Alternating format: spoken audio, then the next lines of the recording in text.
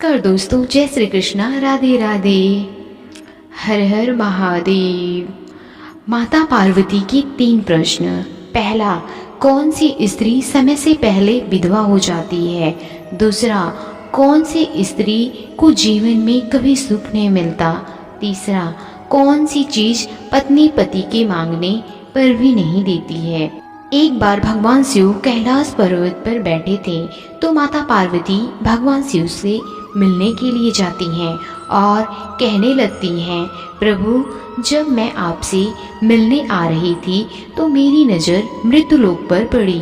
वहाँ मैंने क्या देखा कि 3 स्त्रियां जो आपस में सहेली थी, उनमें से 2 स्त्रियां विधवा होकर के दुखी जीवन जी रही थी, जबकि एक स्त्री सुहागन होकर अपने पति के साथ सुखी जीवन जी रही थी।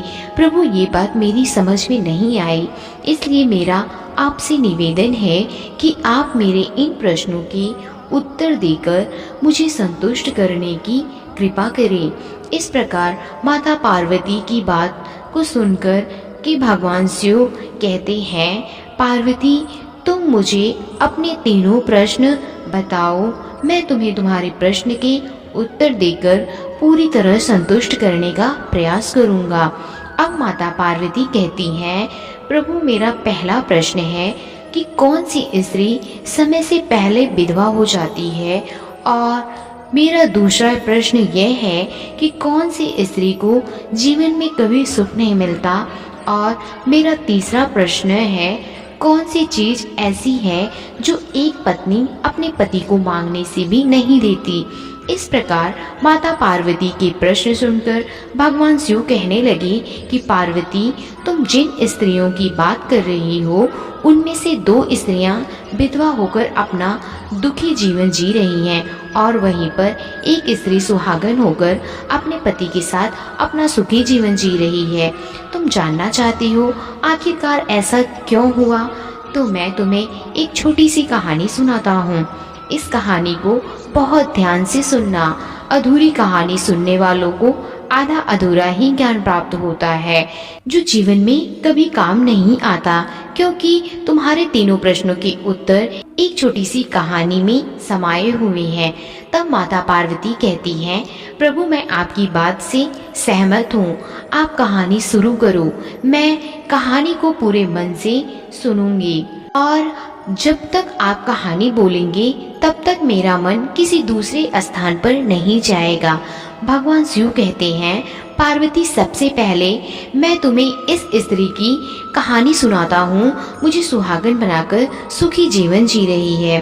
देखो, जिस सुहागन स्त्री की तुम बात कर रही हो, वह सुहागन स्त्री एक राजा के नौकर की पत्नी है, और नौकर को अपनी पत्नी पर पूरा विश्वास और भरोसा है, जिसकी महिमा वह अपने साथियों में बार बार कहते हैं। अब देखो, एक दिन की बात है, उस राजा के नौकर ने अपनी पत्नी की प्रशंसा इतनी की कि बात धीरे धीरे फैलते हुए राज दरबार तक पहुंच गई। फिर उस राजा ने अपने नौकर को बुलाया और उसे नौकर से कहा कि तुम हर किसी से अपनी पत्नी की प्रशंसा करते रहते हो कि तुम्हारी पत्नी प्रतिव्रता है। क्या वास्तव में तुम्हारी पत्नी प्रतिव्रता है? क्या तुम्हें पूर्ण विश्वास है? इस प्रकार राजा की बात सुनकर नौकर कहने लगा, महाराज, मुझे पूरा विश्वास है कि मेरी पत्नी पूरी तरह प्रतिव्रता है। अब इस समय पर राजा का महामंत्री कहता है कि यदि मैं तेरी पत्नी का पतिव्रता धर्म खंडित कर दूं तो मुझे क्या सजा मिलनी चाहिए? तो नौकर ने कहा कि यदि तुम मेरी पत्नी का पतिव्रता धर्म खंडित कर देते हो तो महाराज, मुझे फांसी लगा देना। अब वह राजा का नौकर भी मंत्री से कहता है कि महाराज, यह मेरी पत्नी का पतिव्रता धर्म खंडित नहीं कर पाया तो इसको सजा क्या मिलनी चाहिए? तो राजा ने कहा, मंत्री को भी फांसी की सजा दी जाएगी। तब भगवान शिव कहते हैं, पार्वती, इस प्रकार मंत्री ने स्वीकार कर लिया और नौकर से पूछा कि क्या वस्तु लाऊं जिससे तू माने कि मैं तेरी पत्नी का धर्म खंडित करने में सफल हुआ। तो नौकर ने कहा, यदि मंत्री तुम मेरे घर से जाकर कि मेरे विवाह के समय पर मुझे एक पटका मिला था और एक कटार मिली थी जो दूल्हे को देते हैं। वह मेरी पत्नी ने बहुत संभाल कर रखी है, जो सुहाग की निशानी मानी जाती है। यदि पटका और कटार लाकर तो मुझे दिखा दो तो मैं मान जाऊंगा कि मेरी पत्नी का धर्म तूने पूरी तरह नष्ट कर दिया है। अब भगवान शिव कहते हैं कि पार्वती शर्त स्वीकार हो जाने के बाद वह मंत्री शहर में जाता है और एक बूढ़ी महिला से जाकर मिलता है। वह बूढ़ी महिला एक दूसरे से भिड़वाने का काम करती थी और जो काम कोई नहीं करता था वह उस काम को करने में सक्षम थी। फिर इस प्रकार उस मंत्री ने उस बूढ़ी महिला को अपने स्वार्थ के लिए बुलाया और बूढ़ी महिला से कहा, देखो इस नाम का एक व्यक्ति है, उससे मेरी शर्त लगी है। और फिर उसने इस शर्त के बारे में उसी बूढ़ी महिला को सारा कुछ बताया दिया। फिर वह उस बूढ़ी महिला से कहने लगा कि तू जैसे भी करके उस स्त्री से मेरा संपर्क करा दे, मुझे जितना धन चाहिए मैं उतना धन दूंगा। इस प्रकार मंत्री की बात सुनकर बूढ़ी महिला कहने लगी, भाई तू जिस औरत के बारे में बात कर रहा है वो औरत पूरी तरह से पतिव्रता है। वह तेरी ओर देखेगी भी नहीं, तेरी शक्ल भी नहीं देखेगी और उसके परिवार वाले भी खूंखार है, तेरी खाल उतार लेंगे। तो मंत्री कहने लगा, ठीक है, यदि तुम मेरा उससे संपर्क नहीं करवा सकती तो एक काम कर दो, उसके घर जाकर उसका पटका और कटार चुरा कर ला दे और उसकी पत्नी के गुप्तांग के पास यदि कोई चिन्ह हो तो वह भी मुझे देखकर कि बता दे, फिर मैं तुझे मुंह मांगा इनाम दूंगा। भगवान शिव कहते हैं, पार्वती यह बात बूढ़ी महिला की समझ में आ गई। उसने कहा, ठीक है, मैं तुम्हारा काम अवश्य कर दूंगी। नौकर शहर में रहता था। बूढ़ी महिला नौकर के घर जाती है और उसकी पत्नी से जाकर बोलती है, बेटी मैं तेरे पति की बुआ हूँ, मैं कई वर्षों के बाद आई हूँ। तो उस स्त्री ने कहा, आओ बुआ जी, मैंने आपको पहले कभी नहीं देखा इसलिए पहचान नहीं पाई। और इस प्रकार उस बूढ़ी महिला को नौकर की पतिव्रता बहुत बड़ा सम्मान दिया, मगर उसे क्या मालूम था कि वह उसके साथ में छल करने आई है। अब भगवान शिव कहते हैं, पार्वती इस प्रकार वह बूढ़ी महिला उस पतिव्रता स्त्री के साथ 2 दिन तक रुकी। जिस समय वह स्त्री स्नान करने लगी तो बूढ़ी महिला उठ करके उस पतिव्रता स्त्री की कमर मिलने लगी। पतिव्रता स्त्री ने बहुत मना किया, फिर भी वह बूढ़ी महिला नहीं मानी और कहने लगी कि मुझे तू बेटी से भी प्यारी लगती हो, तो मना मत करो। काफी दिनों के बाद मेरी तुम्हारी मुलाकात पहली बार हुई है। अब ऐसा कह करके बूढ़ी महिला उस स्त्री के मुंह पर हाथ फेरने लगी।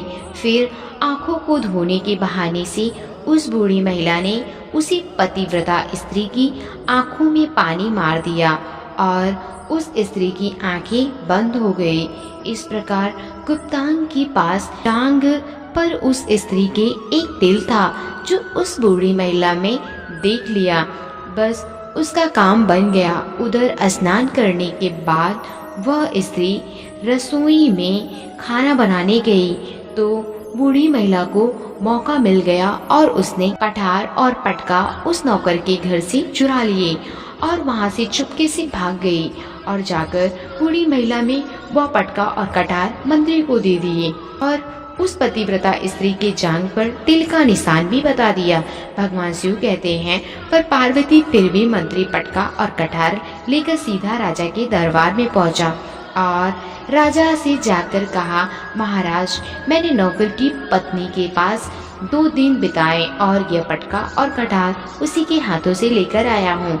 फिर तो राजा ने दरबार लगाया और नौकर को बुलाया और महामंत्री से सभा में पटका और कटार नौकर को दिखाने के लिए कहा। फिर राजा की आज्ञा पाकर मंत्री ने उस नौकर को पटका और कटार दिखाई और उसकी पत्नी की जांघ पर तिल भी बताया। तो नौकर मान गया कि वास्तव में आज मेरी पत्नी ने अपना पतिव्रता धर्म पूरी तरह से भंग करवा लिया। भगवान शिव कहते हैं, पार्वती, फिर तो राजा ने फांसी 15 दिन के बाद रख दी और कहा, नौकर को 15 दिन के बाद फांसी पर चढ़ाया जाएगा। और इस प्रकार नौकर ने उसकी अंतिम इच्छा पूछी तो नौकर ने कहा, मैं अपनी पत्नी से अंतिम बार मिलना चाहता हूँ। भगवान शिव कहते हैं, पार्वती, इस प्रकार राजा ने उस नौकर को आज्ञा दे दी कि ठीक है, तुम अपनी पत्नी से मिल सकते हो। फिर नौकर अपने घर गया और अपनी पत्नी से कहा कि तुम मेरे साथ में बहुत बड़ा धोखा किया है। मैंने तुम्हारे विश्वास पर मंत्री से ऐसी शर्त लगाई थी कि राज दरबार में राजा के सामने कहा था कि मेरी पत्नी का पतिव्रता धर्म कोई नष्ट कर दे तो मुझे फांसी लगा देना। अब मुझे 15 दिन के बाद फांसी लगा दी जाएगी। मेरे साथ विश्वासघात करके तुमने ठीक नहीं किया। उस पतिव्रता स्त्री ने अपने पति को सारी बात बताई, मगर उसे विश्वास नहीं हुआ। पुनः वह राजा के दरबार में पहुंच गया। फिर उसे कैद में डलवा दिया गया। अब उधर नौकर की पतिव्रता पत्नी ने परमात्मा को याद किया और अपना भेष बदलकर राजा के दरबार में गई और राजा से नाच दिखाने का आज्ञा मांगने लगी, क्योंकि वह स्त्री बहुत ही सुंदर थी और राजा शौकीन थे। इसलिए राजा ने आज्ञा दे दी कि सभी मंत्री आदि उपस्थित होकर इस सुंदरी का नाच करवाने की पूरी व्यवस्था करें। भगवान शिव कहते हैं, पार्वती, फिर तो सब मंत्री, महामंत्री, राजा आदि दरबार में उपस्थित हुए। फिर उस नौकर की पत्नी ने जब नाचना शुरू किया तो राजा को उस स्त्री का नाच बहुत ही सुंदर लगा। फिर राजा ने कहा कि तुम मुझसे क्या मांगना चाहती हो? तुम जो भी मांगोगी मैं तुम्हें वही दूंगा। फिर उस नौकर की पतिव्रता स्त्री ने कहा, महाराज, आपकी सभा में मेरा चोर है जिसने मेरे रुपए लिए थे मगर आज तक वापस नहीं दिए, उसे फांसी की सजा दे दीजिए। अब राजा ने कहा, ठीक है, बताओ मेरे दरबार में तुम्हारा चोर कौन है, उसका नाम क्या है, उसको फांसी की सजा अवश्य दूंगा। फिर उस नौकर की पतिव्रता स्त्री ने कहा, महाराज, आपका मंत्री मेरा चोर है, आप इसको फांसी की सजा दे दीजिए। अब उधर जैसे ही मंत्री ने सुना कि यह सुंदरी मुझसे अपना चोर बता रही है तो मंत्री कहने लगा कि महाराज, मैं कसम खाकर कहता हूँ कि मैंने इसका कभी कुछ नहीं चुराया, मैंने इसको कभी आज तक देखा ही नहीं, तो मैं इसकी चोरी कैसे कर सकता हूँ? मैंने आज तक इसकी शक्ल ही नहीं देखी है। अब भगवान शिव कहते हैं, पार्वती, जैसे ही मंत्री ने कहा कि मैंने इस सुंदरी की शक्ल आज तक नहीं देखी तो वह सुंदरी स्त्री कहने लगी, महाराज, यदि यह मंत्री मुझे जानता नहीं तो आप इससे यह पूछे यह पटका और कटार कहाँ से लाया था। मैं उस नौकर की पत्नी हूँ जो आपके यहाँ नौकरी करता है और आप मेरे निर्दोष पति को फांसी चढ़ाने वाले हैं। अब मैं आपको पूरी दास्तां सुनाती हूँ कि यह जो आपका मंत्री है, इसने मेरे पास में अपनी एक बूढ़ी महिला को भेजकर मेरी जान के तिल का पता लगाया और उसी ने पटका और कठार चुराकर इस मंत्री को दे दी है। आपके मंत्री के द्वारा भेजी गई बूढ़ी महिला जब मेरे घर पर आई थी तो उससे मुझे कहा कि वह मेरे पति की बुआ है। वह पहली बार आई है, इसलिए मैंने उसको पहचान नहीं सकी। महाराज, इस प्रकार मैंने उस स्त्री को अपने यहाँ पर बहुत बड़ा सम्मान दिया और अपने यहाँ पर ठहरने की उसकी व्यवस्था की। पतिव्रता स्त्री की बात सुनकर राजा ने बूढ़ी महिला को बुलाया। फिर उस बूढ़ी महिला ने राजा को सारी सच्चाई बता दी, जिससे राजा ने उसी नौकर को बरी कर दिया और मंत्री को फांसी पर चढ़ा दिया।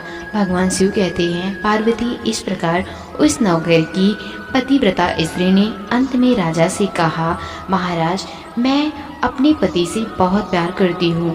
मैं एक चरित्रवान स्त्री हूँ और मैं अपने पति का नाम तक अपने मुँह से नहीं लेती। भगवान शिव कहते हैं, पार्वती, मेरी कहानी पूरी हुई। अब तुम अपने तीनों प्रश्नों के उत्तर सुनो। पहला प्रश्न था, कौन सी स्त्री समय से पहले विधवा हो जाती है? तो जो स्त्री अपने पति का नाम लेती है वह समय से पहले विधवा हो जाती है, क्योंकि पति का नाम लेने से पति की उम्र कम हो जाती है और समय से पहले ही उनके पति की मृत्यु हो जाती है। ऐसी स्त्रियां जो अपने पति का नाम लेती हैं वह समय से पहले ही विधवा होकर के एक दुखी जीवन जीती हैं। बस यही राज की बात है। जो तुम तीनों सहेलियों की बात कर रही थी उनमें से 2 विधवा थीं और एक यह नौकर की पत्नी थी जो पतिव्रता स्त्री थी। वह पतिव्रता स्त्री कभी भी अपने पति का नाम कभी भी अपने मुख से नहीं लेती। उधर वह 2 स्त्रियों जो विधवा होकर के जीवन दुखी जी रही थी वह हमेशा अपने पति का नाम लेकर ही बुलाती थी, जिसकी वजह से उनके पति की उम्र कम हुई। फिर वह दोनों स्त्रियां समय से पहले ही विधवा हो गईं और आज वह दुखी जीवन की जी रही हैं। इसलिए कभी भी स्त्री को अपने पति का नाम अपने मुख से नहीं लेना चाहिए। अब तुम्हारा दूसरा प्रश्न था कि कौन सी स्त्री को जीवन में कभी भी सुख नहीं मिलता। तो समझ लो जो स्त्री अपने पति की बिना अनुमति के किसी तीर्थ स्थान पर या उत्सव पर जाती है उसके जीवन में कभी सुख नहीं आता। ऐसी स्त्रियां जीवन में दुखी रहती हैं और उन्हें पति का कभी प्रेम नहीं मिलता। भगवान शिव कहते हैं, पार्वती तुम्हारा तीसरा प्रश्न था कि ऐसी कौन सी चीज़ है जो एक पत्नी अपने पति को मांगने से भी नहीं देती। तो समझ लो कि वह चीज़ गाली है। एक चरित्रवान स्त्री अपने पति को गाली नहीं दे सकती। जो स्त्री गाली देती है वह स्त्री कभी भी चरित्रवान नहीं होती और ऐसी स्त्री जीवन भर रोती हैं। उसके जीवन में कभी भी सुख की घड़ी नहीं आती और समय से पहले ही ऐसी स्त्री विधवा हो जाती हैं। इस प्रकार भगवान शिव के मुख से उत्तर सुनकर माता पार्वती तीनों प्रश्नों से संतुष्ट होकर कहती हैं, स्वामी वास्तव में जो स्त्री चरित्रवान होती हैं वह कभी दुखी जीवन नहीं जीती, क्योंकि ऐसे घर में लक्ष्मी का सदा वास होता है और उनका घर धन्य धान्य से हमेशा भरा रहता है। ऐसी स्त्रियां हमेशा घर को स्वर्ग बना देती हैं। तो दोस्तों उम्मीद करती हूँ ये वीडियो आपको अच्छा लगा होगा, तो कमेंट करके ज़रूर बताएं। वीडियो को लाइक करें, चैनल सब्सक्राइब करें। धन्यवाद।